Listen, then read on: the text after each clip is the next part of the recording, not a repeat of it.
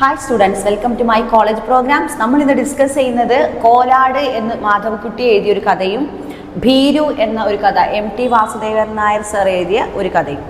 അപ്പോൾ ഈ രണ്ട് കഥയുമാണ് നമ്മൾ ഡിസ്കസ് ചെയ്യുന്നത്. മാധവിക്കുട്ടി എല്ലാവർക്കും അറിയായിരിക്കുമല്ലോ അല്ലേ? അദ്ദേഹത്തിൻ്റെ പിന്നെന്താ പറയുക, സ്ത്രീകളുടെ എന്താ പറയുക, പഴയ കുട്ടിക്കാലത്തെ പോകുന്ന തിരിച്ച് ഓർമ്മ എന്നൊക്കെ പറഞ്ഞിട്ട് കുറേ കഥകളും ചെറുകഥാ സമാഹാരങ്ങളും സ്വന്തമായിട്ട് തൻ്റെ ജീവിതകഥയൊക്കെ എഴുതിയ മാധവിക്കുട്ടി എല്ലാവർക്കും അറിയാം അല്ലേ? മാധവിക്കുട്ടി മാധവിക്കുട്ടി എന്ന് പറയുന്ന എഴുത്തുകാരിയുടെ ചെറുകഥയുടെ ആധുനിക രൂപത്തെക്കുറിച്ച് പരിചയപ്പെടുത്തുന്ന ഒരു കഥയാണ് കോലാട്. മാധവിക്കുട്ടിയുടെ സാഹിത്യ സംഭാവനകളെല്ലാം ഇതിൽ കോലാടിൽ പറയുന്നുണ്ട്. പിന്നെ കൂടാതെ ഭീരു MT വാസുദേവൻ നായരെ പറ്റി പിന്നെ മിസ് പറയണ്ടല്ലോ, നിങ്ങൾക്ക് അറിയാമല്ലോ അല്ലേ? MT വാസുദേവൻ നായർ പിന്നെ എന്താ പറയുക, ആധുനിക കാൽപ്പനിക കാലത്തെ പരിചയപ്പെടുത്തുന്നതും MT കഥകളുടെ പൊതു സ്വഭാവ സവിശേഷതകളെല്ലാം പറയുന്നതെല്ലാം ഈ ഒരു രണ്ട് കഥയിലൂടെ നമുക്ക് മനസ്സിലാക്കാം. അത് തുടങ്ങുന്നത് നമുക്ക് എന്താണ്? കോലാട് ചെറുകഥയുടെ ആധുനിക രൂപത്തെ പരിചയപ്പെടുത്തുന്നു.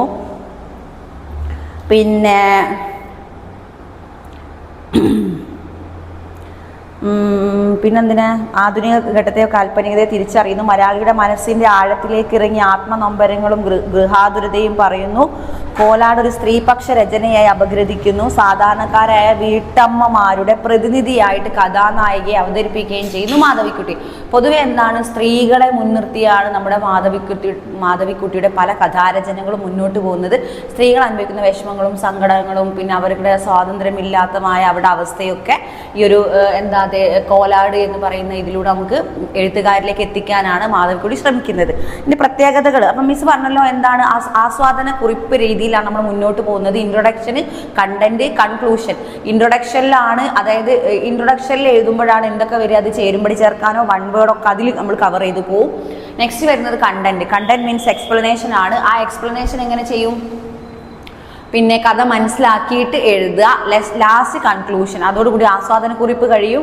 ചേരുമ്പടി ചേർക്കാനും വൺ വേർഡൊക്കെ നമുക്ക് അതിലൂടെ കവർ ചെയ്ത് പോകാൻ പറ്റും. അപ്പോൾ നമ്മൾ ഇൻട്രൊഡക്ഷൻ ആണ് മിസ് ഇപ്പോൾ പറഞ്ഞുകൊണ്ടിരിക്കുന്നത്. മലയാളിയുടെ മനസ്സിൻ്റെ ആഴത്തിലേക്ക് ഇറങ്ങി ആത്മനൊമ്പരങ്ങളും ഗൃഹാതുരതുമായ ഓർമ്മകളും സൂക്ഷ്മമായി അവതരിപ്പിക്കുന്നു. പിന്നെ കോലാട് ഒരു സ്ത്രീപക്ഷ രചന. ഇതൊരു സ്ത്രീപക്ഷ രചനയായി അപഗ്രഥിക്കുന്നു അല്ലേ? സ്ത്രീപക്ഷ രചനയായി ഇത് അപഗ്രഥിക്കുന്നു. അപഗ്രഥനം അല്ലേ മാധവിക്കുട്ടിയുടെ കഥ. ദെൻ സാധാരണക്കാരെ വീട്ടമ്മമാരുടെ പ്രതിനിധിയായി കഥാനായികയെ വിലയിരുത്തുന്നു. മാധവിക്കുട്ടിയുടെ സാഹിത്യ സംഭാവനയും കഥാപ്രപഞ്ചവും എല്ലാം നമുക്ക് അടുത്തറിയാനും സാധിക്കുന്നു. നെക്സ്റ്റ് വരുന്നത് ഇതിൽ ചെറുകഥയുടെ അപ്പോൾ ഇതൊക്കെ ഇൻട്രൊഡക്ഷനിൽ പറയണം കേട്ടോ. ചെറുകഥയുടെ ആധുനിക ഘട്ടത്തിൽ കാൽപ്പനിക പ്രവണതകളും ഉപയോഗിച്ച് രചനകൾ നടത്തിയ എഴുത്തുകാരിയാണ് മാധവിക്കുട്ടി. MT വാസുദേവൻ നായർ, TP പത്മനാഭൻ എന്നീ സമകാലികർക്കൊപ്പം ഒറ്റപ്പെടുത്തും ആത്മനൊമ്പരങ്ങളും പ്രണയം, വിരഹം, ആത്മനൊമ്പരങ്ങളെല്ലാം തന്നെ അതേ ഈ ഒരു മാധവിക്കുട്ടിയുടെ കഥയിൽ നമുക്ക് പ്രതിഫലിച്ചു കാണാൻ പറ്റും. പിന്നെ കമലാ സുരയ്യ എന്നറിയപ്പെടുന്ന ആരാണ്? മാധവിക്കുട്ടി. മറന്നുകൊണ്ട കമലാ സുരയ്യ നിങ്ങൾക്ക് അറിയായിരിക്കുമല്ലോ അല്ലേ? ഈ ഒരു ഇന്ത്യൻ ഇംഗ്ലീഷ് മലയാളം സാഹിത്യകാരിയായിരുന്നു കമലാ സുരയ്യ. മലയാളത്തിലും ഇംഗ്ലീഷിലുമായി കവിത, ചെറുകഥ, ജീവചരിത്രം എന്നിങ്ങനെ നിരവധി സാഹിത്യ സൃഷ്ടികൾ മലയാള രചനകളിൽ മാധവിക്കുട്ടി എന്ന പേരിലും ഇംഗ്ലീഷ് രചനകളിൽ കമലാദാസ് എന്ന പേരിലുമാണ് അവർ രചനകൾ നടത്തിയത്. ഇസ്ലാം മതം സ്വീകരിച്ചതിന് ശേഷം സുരയ്യ എന്ന നാമം, ഇസ്ലാം മതം സ്വീകരിച്ചു അല്ലേ മാധവിക്കുട്ടി, അതിനു ശേഷമാണ് സുരയ്യ എന്ന നാമം എടുത്തത്. പിന്നീട് ഇംഗ്ലീഷിൽ കവിത എഴുതുന്ന ഇന്ത്യക്കാരിൽ പ്രമുഖയായിരുന്നു അവർ. പക്ഷേ കേരളത്തിൽ മാധവിക്കുട്ടി എന്ന തൂലികാ നാമത്തിൽ എഴുതിയ ചെറുകഥകളിലൂടെ ജീവചരിത്രങ്ങളിലൂടെ അവർ പ്രശസ്തി ആർജിച്ചു. 1984 സാഹിത്യത്തിനുള്ള നോബൽ പുരസ്കാരത്തിനും നാമനിർദ്ദേശം ചെയ്യപ്പെട്ടു. അനാഥരായ അമ്മമാരെയും സ്ത്രീകളെയും സംരക്ഷിക്കുവാൻ മനുഷ്യത്വ പ്രവർത്തനങ്ങൾക്കുമായി മുന്നിട്ട് നിൽക്കുന്ന ആളാണ് മാധവിക്കുട്ടി. തുടങ്ങിയ ഇൻട്രൊഡക്ഷനാണ് മിസ് പറയുന്നത്. ഇൻട്രൊഡക്ഷനിലൂടെ മുന്നോട്ട് പോവുക. പിന്നെ 2 പാരഗ്രാഫ് ഉണ്ടെങ്കിൽ ഇൻട്രൊഡക്ഷൻ എഴുതണം. നാലപ്പാട്ട് തറവാട്ടിലാണ് ജനിച്ചത്. അമ്മ കവിത്രിയായ ബാലാമണി അമ്മ. ബാലാമണി അമ്മയുടെ മകളാണ് ആര്? നമ്മുടെ മാധവിക്കുട്ടി. അമ്മ കവിയത്രിയായ ബാലാമണി അമ്മ. അച്ഛൻ മാതൃഭൂമി ദിനപത്രത്തിന് മുൻ മാനേജിംഗ് എഡിറ്ററായിരുന്ന VM നായർ. പ്രസിദ്ധ കവി നാലപ്പാട്ട് നാരായണ മേനോൻ വലിയമ്മാവനാണ്. കമലയുടെ ബാല്യകാലം. കമലാ സുരയ്യ, അതുകൊണ്ടാണ് കമല എന്ന് പറയുന്നത് കേട്ടോ. കമലയുടെ ബാല്യകാലം പുന്നയൂർ കുളത്തും കൽക്കട്ടയിലുമാണ് കഴിഞ്ഞത്. അച്ഛൻ VM നായർ കൽക്കട്ടയിലെ പ്രശസ്തമായ ട്രാൻസ്പോർട്ട് കമ്പനിയിലെ ഉയർന്ന ഉദ്യോഗസ്ഥനായതുകൊണ്ട് കൽക്കട്ടയിലാണ് നമ്മുടെ മാധവിക്കുട്ടി എന്ന് പറയുന്ന കമലാ സുരയ്യയുടെ ചെറുപ്പകാലം കഴിഞ്ഞു പോയത്. അപ്പോൾ ഇത്രയും കാര്യങ്ങളൊക്കെ നിങ്ങൾ ഇൻട്രൊഡക്ഷൻ ആയിട്ട് എഴുത്തുകാരിയെ പറ്റി പറയണം. ഓക്കെ, പ്രധാനപ്പെട്ട കൃതികൾ കടൽ മയൂരം, മനോമി അല്ലേ. അപ്പം ഇതും ജസ്റ്റ് നിങ്ങൾ മനസ്സിലാക്കി വെക്കുക. പ്രധാനപ്പെട്ട കൃതികൾ ഏതൊക്കെയാണ്? കവാടം, അമാവാസി, പക്ഷിയുടെ മനം, നെയ്പ്പായസം. നെയ്പ്പായസം വളരെ എല്ലായിടത്തും അല്ലെ ചർച്ചാ വിഷയമായൊരു കഥയാണ് നെയ്പ്പായസം. ചുവന്ന പാവാട, രുക്മിണി, കോലാട്, നോവലൈറ്റ്, ചന്ദനമരങ്ങൾ, നീർമാതളം പൂത്ത കാലം, നഷ്ടപ്പെട്ട നീലാംബരി, ബാല്യകാല സ്മരണകൾ, ആത്മകഥ. ഇതൊക്കെ അതിൽ നഷ്ടപ്പെട്ട നീലാംബരിയൊക്കെ നല്ല അതിന് ഹെഡിങ് ഒക്കെ നല്ല ഭംഗിയാണ് കാണാൻ. അപ്പം ഇത്രയും കാര്യങ്ങളാണ് അദ്ദേഹത്തിൻ്റെ. ഇനി എന്താണ് കോലാട് എന്ന തൻ്റെ കഥയിൽ പറയാൻ ശ്രമിക്കുന്നത്? ഈ കഥയിൽ കുടുംബത്തിന് വേണ്ടി സ്വന്തം സന്തോഷവും ദുഃഖങ്ങളും ത്യജിച്ച് വേവലാതികളുടെ ജീവിക്കുന്ന 43-കാരിയായ ഒരു സ്ത്രീയാണ്. അതാണ് കേന്ദ്ര കഥാപാത്രം അല്ലേ. കുടുംബത്തിന് വേണ്ടി മഹാത്യാഗം ചെയ്ത ഒരു 43-കാരിയായ ഒരു സ്ത്രീയുടെ കഥ. പഠിപ്പും പരിഷ്കാരവും ഇല്ലാതെ കുടുംബത്തിന് വേണ്ടി പകലന്തിയോളം ജോലി ചെയ്ത് ജീവിക്കുന്ന സ്ത്രീയുടെ കഥയാണ്. മക്കൾക്ക് അവരുടെ രൂപം പോലും കുറച്ചിലുണ്ടാക്കുന്നു. അവളുടെ 43-ാമത്തെ വയസ്സിലാണ് മകൻ പറഞ്ഞത്, അമ്മേ നിങ്ങളെ കണ്ടാൽ ഒരു കോലാടിനെയാണ് ഓർമ്മ വരിക. കോലാട്. ഭർത്താവിനും കുട്ടികൾക്ക് വേണ്ടി അവൾ രാപ്പകൽ ജോലി ചെയ്യുന്നു. ആരും അവളെ സഹായിക്കുന്നില്ല. വലിയ പഠിപ്പോ പരിഷ്കാരമോ അവൾക്കില്ല. ഇളയ മകൻ അവൾക്ക് ഒരു ദിവസം നെല്ലിക്ക കൊണ്ടു കൊടുക്കുന്നു. അത് അവളിൽ സന്തോഷമുണ്ടാക്കി. അവൾ പ്രതിനിധാനം ചെയ്യുന്നത് സർവം സഹയായ ഒരു വീട്ടമ്മയെയാണ്. നമ്മുടെ ഈ ഒരു 43-കാരിയായ ഏത് പാഠത്തിലെ കോലാട് എന്ന് വിളിച്ച് പരിഹസിക്കുന്ന ഈ സ്ത്രീ ഭർത്താവിനും മക്കൾക്കും വേണ്ടി കുടുംബത്തിന് വേണ്ടി ജോലി ചെയ്യുന്ന സ്ത്രീയാണ്. പിന്നെ ഞാൻ സിൽക്കിൻ്റെ കല്യാണ സാരി ഉടുത്തു വരാമെന്ന് പറയുമ്പോൾ എന്ന് വരണ്ട എന്ന് മകൻ പറഞ്ഞത് അവളുടെ വായനക്കാരിൽ ഒരു വിസ്മിങ്ങൽ. ആരോഗ്യം നോക്കാതെ പണിയെടുത്ത് അവൾക്ക് മഞ്ഞക്കാമല എന്ന രോഗം വരുന്നു. ഒടുവിൽ അസുഖമായ മഞ്ഞക്കാമല എന്ന രോഗം വന്ന ഹോസ്പിറ്റലാവുന്ന സ്ത്രീ അല്ലേ. പിന്നീട് ഗുരുതരാവസ്ഥയിൽ ഹോസ്പിറ്റലിൽ വീട്ടിൽ പരിപ്പ് കരിയുന്നതെന്ന് വേവലാതി അവൾ പ്രകടിപ്പിക്കുന്നു. അവൾ ആകുന്ന വീട്ടിലെ യന്ത്രത്തിന് കേടുവരുന്നു. മറ്റുള്ളവർ എന്ത് ചെയ്യുന്നു? മറ്റുള്ളവർക്ക് വേണ്ടി ജീവിക്കുന്ന സ്വന്തം ആത്മാംശം നഷ്ടപ്പെട്ട് ജീവിക്കുന്ന സ്ത്രീ സമൂഹത്തിൻ്റെ പ്രതിനിധിയാണ് നമ്മുടെ ഈ ഒരു 43 വയസ്സുകാരിയായ സ്ത്രീ എന്ന് കമലാ സുരയ്യ എഴുതിയ എഴുത്തിലൂടെ നമ്മളെ ഓർമ്മിപ്പിക്കുന്നു അല്ലേ. അവളുടെ കുസൃതിക്കാരനായ മൂത്ത മകനാണ് അമ്മയെ കോലാട് എന്ന് വിശേഷിപ്പിക്കുന്നതെങ്കിൽ അവൾക്ക് സങ്കടമായെങ്കിലും അതവളുടെ ചിന്തയിൽ ഉറപ്പിക്കുന്നത്. അവളുടെ യൗവനവും സമൃദ്ധമായ ശരീരവും ഉള്ളപ്പോൾ അവൾ തറയിൽ ഒരു പായൽ ഒറ്റയ്ക്ക് ഉറങ്ങിയിരുന്ന അത്തരം കച്ചിങ്ങൾ കണ്ണാടി ഞങ്ങളുടെ അടുക്കൽ പാൽ തിളച്ചു തുടങ്ങിയ പ്രഭാതം മുതൽ രാത്രി വരെ ഒറ്റയ്ക്ക് ജോലി ചെയ്യുന്ന ആളാണ് നമ്മുടെ അല്ലേ. അവളുടെ കുളിമുറിയിൽ നിന്ന് അടുക്കളയിലേക്കും പിറകിലേക്കും ബക്കറ്റ് വെള്ളം ചുമക്കുക. ഭർത്താവോ മകളോ ഒന്നും ആരും അവളെ സഹായിക്കാനുണ്ടായിരുന്നില്ല. അങ്ങനെ എന്താ പറയുക, മലയാളത്തിൽ അക്ഷരം കൊണ്ട് വിപ്ലവം സൃഷ്ടിക്കുകയും സ്ത്രീയുടെ മനസ്സിൻ്റെ വൈകാരികതയും വേഷമവും സങ്കടങ്ങളൊക്കെ ഈ ഒരു കഥയിലൂടെ നമ്മളോട് മാധവിക്കുട്ടി എന്ന് പറയുന്ന കമലാ സുരയ്യ പറയുന്നു. നെക്സ്റ്റ് വരുന്നതാണ് ഭീരു. അത് എം ടി വാസുദേവൻ നായരാണ് ഭീരു എന്ന കഥ എഴുതിയത്. അതിൽ നോക്കാം, മലയാള ചെറുകഥയിലെ ആധുനിക കാൽപ്പനിക പ്രവണതയെ കാണിക്കുന്ന ആധുനിക കാൽപ്പനിക കാലത്തെ പരിചയപ്പെടുത്തുന്നു ഭീരു. എം ടികളുടെ കഥകളുടെ പൊതു സ്വഭാവങ്ങൾ എന്തൊക്കെയാ? അദ്ദേഹം ഒരു നോവലിസ്റ്റാണ്, തിരക്കഥാകൃത്താണ്, ചലച്ചിത്രകാരനാണ്, സംവിധായകനാണ്, നാടകകൃത്താണ്, അധ്യാപകനാണ്, പത്രാധിപരാണ് എന്നീ നിലകളിൽ എം ടിയുടെ സ്ഥാനം വിലയിരുത്തുന്നു. ഭീരു എന്ന കഥ മുൻനിർത്തി എം ടിയുടെ കഥകളുടെ പൊതു സ്വഭാവങ്ങൾ പറയുന്നു. പിന്നെ എന്താണ് പൊതു സ്വഭാവങ്ങൾ? എം ടിയുടെ കഥയുടെ മുഖ്യ സ്വഭാവമാണ് ഒറ്റപ്പെടലും ഭീരുത്വവും. എന്താണ് എം ടിയുടെ പൊതു സ്വഭാവം? ഒറ്റപ്പെടലിൻ്റെയും ഭീരുത്വത്തിൻ്റെയും അപകർഷതാബോധത്തിൻ്റെയും അന്തർമുഖത്തിൻ്റെയും വെളിപ്പെടുത്തലായി അദ്ദേഹം എന്താക്കുന്നു?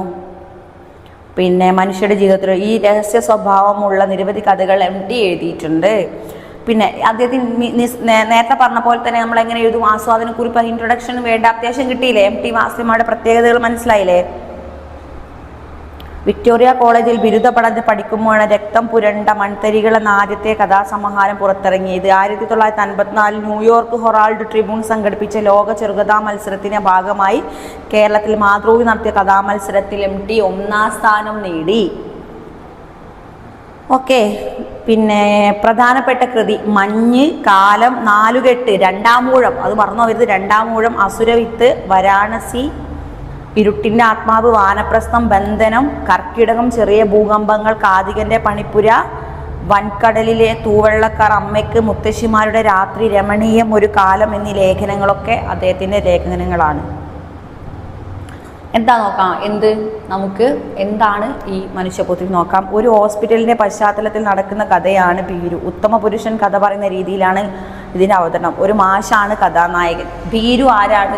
ഈ ഭീരു എന്ന കഥയിലെ കഥാനായകൻ ആരാണ്? ഒരു മാഷാണ്.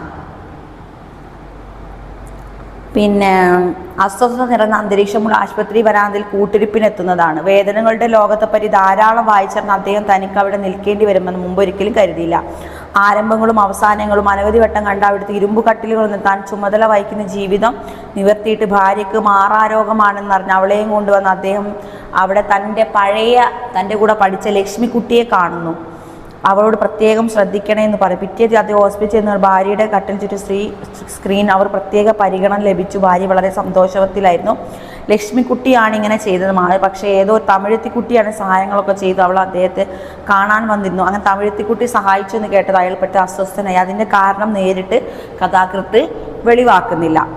മനസ്സിലായോ? അദ്ദേഹത്തിൻ്റെ ഭാര്യയെ ഹോസ്പിറ്റലിൽ അഡ്മിറ്റ് ചെയ്യുന്നു. ഹോസ്പിറ്റലിൽ അഡ്മിറ്റ് ചെയ്ത് തൻ്റെ ഭാര്യയ്ക്ക് പ്രത്യേക ട്രീറ്റ്മെൻറ്റും സ്ക്രീൻ കൊണ്ട് മറിക്കുന്നു. ഒരു തമിഴത്തിക്കുട്ടിയാണ് തൻ്റെ ഭാര്യയെ സഹായിച്ചെന്ന് പറഞ്ഞാൽ അയാൾക്കൊരു ഇഷ്ടപ്പെടുന്നില്ല. കാരണം എന്താണെന്ന് കഥാകൃത്ത് പറയുന്നില്ല എന്നാണ് പറയുന്നത്. എങ്കിലും അദ്ദേഹം വായനക്കാരെ കാരണങ്ങൾ ബോധ്യപ്പെടുത്തും. പക്ഷേ അയാൾ അവളിൽ നിന്ന് ഒഴിഞ്ഞു മാറാൻ ശ്രമം നടത്തുന്നു. അയാൾ ഒരു ഭീരുവായി മാറുന്നു. ഒരു നഷ്ടപ്രണയത്തിൻ്റെയും ചതിയുടെയും മാറ്റത്തിൽ നമുക്ക് എത്തി. രാത്രി ചുമതലയുടെ പ്രേരണ കൊടുത്തന്നെ അവൾ ഭാര്യയെ ശുശ്രൂഷിക്കാനെത്തുന്നു. വിരോധനങ്ങളുടെയും മരണത്തിന് കാലഘട്ടം നടക്കുന്ന ഭാര്യയ്ക്ക് നിത്യവും അവൾ സ്ത്രീയിൽ നിന്ന് ഒഴിഞ്ഞു മാറി നിൽക്കുന്ന തൻ്റെ അവസ്ഥയെ കഥാനായകൻ പുച്ഛത്തോടെ ഓർക്കുന്നു. വാസ്തവം ആരോടും പറയാനും വയ്യ. സത്യത്തിന് മുഖം എത്ര വികൃതമാണെന്ന് ഓർത്തു പോകുന്നു. കാരണം ഓർമ്മയിൽ എന്തോ ഒരു കഥ അയാൾ മറയ്ക്കുന്നുണ്ട്. പണ്ടെങ്ങും ആകെ നഷ്ടപ്പെട്ട ഒരു ലോകത്തിലെ മുഖമാണ് അവൾ എന്ന് തോന്നുന്നു. വൈകിട്ട് അയാൾ വരുമെന്ന് പറഞ്ഞ് അവൾ കാണാനെത്തും. ഭാര്യ ഭാർഗവി പറയുന്നു, അവൾ വരുന്നതാണ്. അപ്പം 5 മണിക്ക് തന്നെ നമ്മളെ ഈ ഭർത്താവ് രക്ഷപ്പെട്ടു. ഇക്കാര്യം പറഞ്ഞു പരിഭവിക്കുന്ന ഭാര്യയെക്കുറിച്ച് ഓർത്ത് സങ്കടപ്പെടുകയും അകത്ത് കടക്കാതെ ഒളിച്ചുകളി നടത്തുന്ന തന്നെക്കുറിച്ച് വെറുപ്പോടെ ഓർക്കുകയും ചെയ്യുന്നു. സ്വയം ഓർക്കുക, ഞാൻ എന്തൊരു ഭീരുവാണ്, ആ തമിഴ് കുട്ടിയെ കണ്ട എനിക്കെന്താണ് പ്രശ്നം എന്നൊക്കെ പറയുന്നു. എങ്കിൽ ഭീരു എന്ന സ്വയം പുച്ഛിക്കുന്നു. ഭാര്യയായ ഭാർഗവിക്ക് പോലും തന്നെ മനസ്സിലാവുന്നില്ല. പക്ഷെ അദ്ദേഹം ഭൂതകാലത്തിലേക്ക് തൻ്റെ ചിന്തകളെ കൊണ്ടുപോകുന്നു.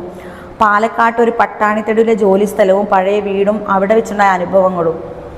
പിന്നീട് അയാൾ എന്ത് ചെയ്തു? അന്ന് ഭീരുത്വത്തിൽ കുറെ കൂടി വലിയ ലോകത്തിലെ പോകാൻ അവസാനം വടിവെത്താക്കി ഇങ്ങനെ കാണുമ്പോൾ ഒന്നിച്ചിരിക്കുക, പിന്നെ മറക്കുക. അങ്ങനെ ആ നഗരത്തിനെയും ജീവിതത്തിലൊന്നും അയാളിൽ എല്ലാ ധൈര്യവും നഷ്ടപ്പെട്ട് എല്ലാവരുടെയും ജീവിതത്തിലുണ്ടായ ചില പൂർവ്വബന്ധങ്ങളുടെ നഷ്ടപ്രണയങ്ങളുടെ ഓർമ്മപ്പെടുത്തലാണ് ഈ കഥ. ചില സമയങ്ങൾ തീരുമാനങ്ങൾ എടുക്കുന്നവരും മറ്റും ആൾ തന്നെയാണ് ഭീരു എന്ന കഥയിലൂടെ നമുക്ക് വരച്ചു കാട്ടുന്നു. അപ്പോൾ ആ തമിഴത്തി പെൺകുട്ടി തൻ്റെ ഭാര്യയെ ശുശ്രൂഷിക്കാൻ എത്തുന്നതും തൻ്റെ ഭാര്യ പിന്നെ ഈ തമിഴത്തിക്കുട്ടിയെയും തൻ്റെ ഭർത്താവിനെ ഒരുമിച്ച് കാണാൻ വേണ്ടി പല ശ്രമങ്ങളും നടത്തുന്നു. പക്ഷേ ഇയാൾ ഭീരുവായി ഒഴിഞ്ഞു മാറുക ചെയ്യുന്നത്. അപ്പോൾ ഇയാൾ നമ്മൾ വായനക്കാരോട് പറയുന്ന വേറൊരു കഥ, ഇദ്ദേഹം പണ്ട് പട്ടാണിത്തെരുവിൽ ജോലി കിട്ടിപ്പോയപ്പോൾ അവിടെ നഷ്ടപ്രണയത്തിൻ്റെ കഥയുണ്ട് എന്നാണ്. അവിടെ പല ഓർമ്മകളുടെ സ്വപ്നങ്ങളുണ്ട് എന്ന് പറയാം. അപ്പോൾ എന്ത് മനസ്സിലാക്കാൻ പറ്റും?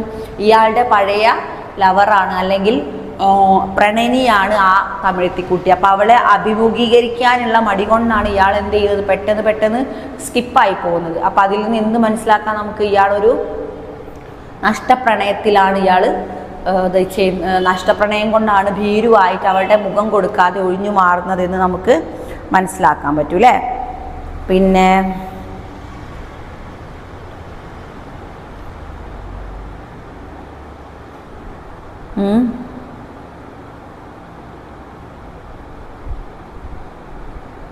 പിന്നെ നവകാൽപ്പനികതയുടെ അസ്തിത്വ ദുഃഖവും ആത്മരതിയും സ്വയം പീഡ അവനവനിലേക്ക് ഉൾവലിയുന്നൊരു സ്വഭാവം ആ ഒരു കഥാനായകനിലൂടെ MT വായനക്കാരിലേക്ക് എത്തിക്കുന്നു.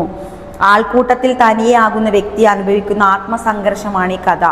പ്രണയവും വിരഹവും നഷ്ടപ്രണയവും എല്ലാം ഇതിൽ പ്രതിഫലിക്കുന്നു അല്ലേ?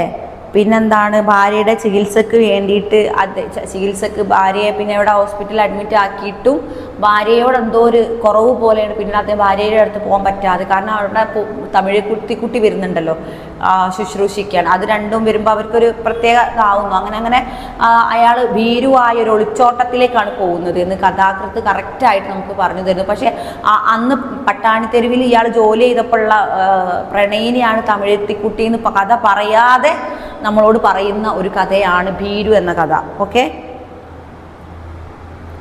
പിന്നെ എം ടിയുടെ പിന്നെ എം ടിയുടെ പല കഥകളും ചലച്ചിത്രമായിട്ടൊക്കെ ഉണ്ട്, നിങ്ങൾക്കറിയാലോ. അങ്ങനെ എം ടി വാസുദേവൻ നായരുടെ നല്ല ഒരു കഥയാണ് ഏത് നമ്മുടെ ഈ കഥ അല്ലേ. പിന്നെന്താ അതിൽ പ്രത്യേകത, കഥയിൽ ആധുനിക കാൽപ്പനിക പ്രവണതകളും എം ടിയുടെ കഥാപ്രപഞ്ചത്തെ മനസ്സിലാക്കാനൊക്കെ നമുക്ക് സാധിക്കുന്നു. ഇതിലെ അപകർഷതാബോധം എന്താണ് ആ ഒരു ഭീരുവായ നായകനുള്ളത്? അപകർഷതാബോധമാണ് ഭീരുവായ നായകനുള്ളത് അല്ലേ. പിന്നെ ദുഃഖം, അപകർഷതാബോധം, വിരഹം ഇല്ലെങ്കിലും ചെറിയൊരു നഷ്ടപ്രണയത്തിൻ്റെ ചെറിയൊരു വിരഹവും നമുക്ക് ഇതിലൂടെ അനുഭവപ്പെടുന്നു. അപ്പോൾ ഈ രണ്ട് കഥയാണ് നമ്മൾ ഇന്ന് ഡിസ്കസ് ചെയ്തത്. ഓക്കെ.